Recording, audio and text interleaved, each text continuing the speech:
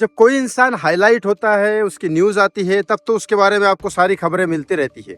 लेकिन जब वो न्यूज़ में हाईलाइट नहीं है, लेकिन वो क्या कर रहा है, क्योंकि वो जो अभी कर रहा है ना, उसके बाद वो आगे जाके हाईलाइट होगा और वो क्या करने वाला है, ये आपको जानना ज़रूरी है। क्योंकि सुशांत सिंह राजपूत के केस में ये तीनों के तीनों नेता बहुत इंपॉर्टेंट है। यस, पहला संजय राउत, यस, उद्धव ठाकरे की राइट हैंड संजय राउत, जो सारी की सारी चीज़ें बोलता है सामने आके, जिसने बोला था कंगना रनावत को हरामखोर, और ये बोला था कि सुशांत सिंह राजपूत ड्रग्स लेता था और उसका सुसाइड है, ये अपने सामने के न्यूज़पेपर पे भी छापा था।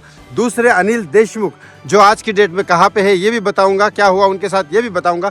और अनिल देशमुख जिन्होंने कहा था सुशांत सिंह राजपूत के केस में सीबीआई की ज़रूरत नहीं है, मुंबई पुलिस पूरी तरह से सक्षम है, और पूरे के पूरे 100 करोड़ की वसूली की कांड में अनिल देशमुख का सीधा सीधा नाम आया था। और तीसरा नाम है नवाब मलिक। यस, आप तो भूल ही गए नवाब मलिक को। नवाब मलिक ये वो है जिन्होंने कहा था अर्नब गोस्वामी के बारे में कि नहीं, अर्नब गोस्वामी किसी दिन सुसाइड कर लेगा सुशांत सिंह राजपूत की तरह, ये नवाब मलिक ने कहा था। और आर्यन खान को नवाब मलिक ने काफ़ी सारा सपोर्ट किया था।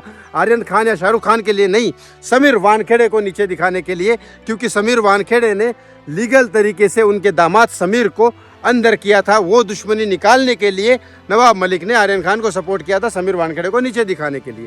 चलो बात करता हूँ ये तीनों की, कहाँ पे है, क्या है और क्या कर रहे हैं, और क्या प्लानिंग चल रही है इनकी आगे जाके इलेक्शन के लिए, या सुशांत सिंह राजपूत के केस में क्या होने वाला है, सारी चीज़ें बताने वाला हूँ इस वीडियो में। बस हाथ जोड़ के एक ही रिक्वेस्ट करता हूँ, प्लीज़ इस चैनल को सब्सक्राइब कर लीजिए, इस वीडियो को लाइक और शेयर करना ना भूले। सबसे पहले बात करता हूँ संजय राउत की। संजय राउत आज भी उद्धव ठाकरे की सेना में ही है, वो जिंदगी भर वही रहेंगे, वही बात करते रहेंगे उद्धव ठाकरे की तरफ से, गर्म होते रहते हैं, कुछ भी बकचोदी करते रहते हैं, और बातें करने के बाद उनको समझ में नहीं आता कि क्या हुआ, तो बाद में समझ जाते हैं कि नहीं, हरामखोर को तो हम एक नॉर्मली बात करते हैं, दूसरी तरफ से बोलते हैं कि चीटर है या कुछ भी है, ऐसी छोटी सी चीज़ बोल देते हैं। लेकिन ऐसा नहीं होता है, एक बार जो मुंह से जबान बात निकल गई तो वो लगे हुए तीर की तरह होती है, जो आगे लगना ही लगना है, उसको नहीं रोका जा सकता।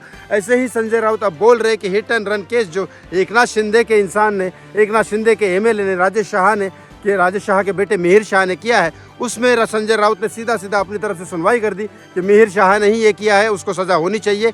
लेकिन इसके बारे में नीतीश राणे ने जब बोला कि ये आपकी सरकार नहीं है, यहाँ पे जो भी गुनहगार होगा उनको सज़ा मिलेगी, ये सुशांत सिंह राजपूत दिशा सालियान की तरह एमवीए सरकार नहीं है कि सुशांत सिंह राजपूत दिशा सालियान के कातिलों को सीएम का बेटा होने के नाते छोड़ दिया जाए। नहीं, यहाँ पे नीतीश राणे ने तो तंग कसा है, लेकिन संजय राउत बलबोड़े है, वो बोलते ही रहेंगे। इसके बाद उन्होंने ये भी बोला कि मोदी और पुतिन की मीटिंग का कोई इंतजाम नहीं होने वाला है, कोई ये सब पब्लिसिटी स्टंट है, ये सब चीज़ें बोलनी है। हालांकि ये बात झूठ है।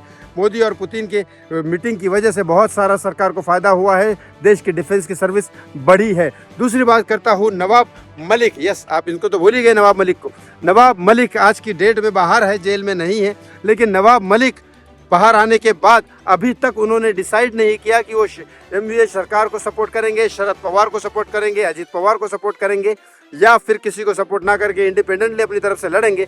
ये नवाब मलिक का आज तक, अभी तक विधानसभा के कौन से इलेक्शन में जाएंगे, किसकी पार्टी की साइड से लड़ेंगे, अभी तक उन्होंने डिक्लेयर नहीं किया। लेकिन शरद पवार के साथ मीटिंग उनकी कंफर्म हुई है और वो जल्दी ही मुलाकात करने वाले हैं। तीसरी बात करता हूँ अनिल देशमुख की। यह 100 करोड़ वसूली के मामले में अनिल देशमुख का नाम सामने आया था, वो आज भी अंदर है, जेल में है। कभी बार उनको हार्ट चेस्ट पेन होता है तो हॉस्पिटल में एडमिट किया जाता है, फिर वापस से जेल में डाला जाता है।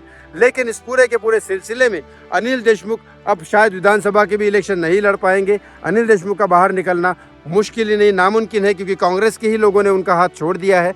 अब ऐसे करके कोर्ट की डेट आती है, अनिल देशमुख कोर्ट जाते हैं, फिर उनकी बेल रिजेक्ट होती है, फिर वापस जेल चले जाते हैं। कभी उनको हार्ट चेस्ट पेन होता है, हॉस्पिटल जाते हैं, फिर वापस से उनको जेल में डाला जाता है। ये सिलसिला चल रहा है, लेकिन अनिल देशमुख बाहर आने का नाम नहीं ले रहे, ना उनको बाहर आने दिया जा रहा है।